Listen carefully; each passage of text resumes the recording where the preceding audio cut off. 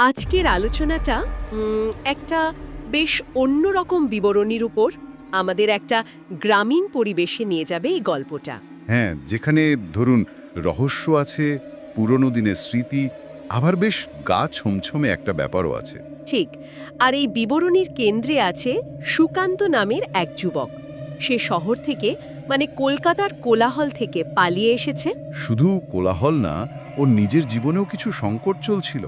একটা আর্থিক জালিয়াতির ব্যাপার ছিল, সেখান থেকে মুক্তি খুঁজতেই যেন শান্তিপুর গ্রামে আসা। আর আশ্রয় নেয় একটা পুরনো বাড়িতে। বাড়িটার মালিক ষষ্ঠীভূষণ, প্রায় ৭৫ বছর বয়স, তাই না? হ্যাঁ, প্রবীণ মানুষ, কাঁধে একটু কুঁজ, চোখে কেমন বিষণ্ণ দৃষ্টে। তার জীবনেও অনেক অনেক দুঃখ, অনেক না বলা কথা। তো সুকান্তের আশা আর ষষ্ঠীভূষণের সাথে তার ওই যে সন্ধেবেলার আড্ডা, লাল চার সিঙ্গারা সহযোগে, সেখান থেকে কিন্তু গল্পের মূল রহস্যটা দানা বাঁধতে শুরু করে। একদম। আজ আমরা এই বিবরণীটার গভীরে ডুব দেব।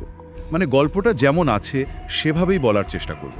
এর বাঁকগুলো, চরিত্রগুলোর ভেতরে টানা পড়েন, এগুলো পড়তে পড়তে খুলবে আশা করি। চলুন শুরু করা যাক। ষষ্ঠীভূষণের সঙ্গে সুকান্তের সম্পর্কটা কিভাবে গড়ে উঠল? ওই সান্ধ্যকালীন আড্ডাগুলো।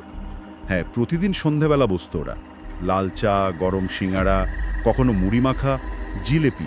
এই আড্ডার মধ্যে দিয়েই কিন্তু ষষ্ঠীভূষণের ওই বিষণ্ণ মুখটার পিছনের কারণগুলো একটু একটু করে জানতে পারে সুকান্ত।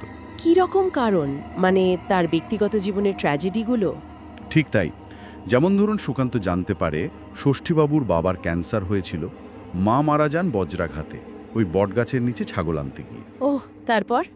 তারপর সৎমা ছিলেন একজন, তিনি তিনি বিষ খেয়ে আত্মহত্যা করেন। আর সবথেকে মর্মান্তিক বোধহয় তার ছোট বোন স্কুলে গিয়ে আর ফেরেনি, নিখোঁজ হয়ে যায়।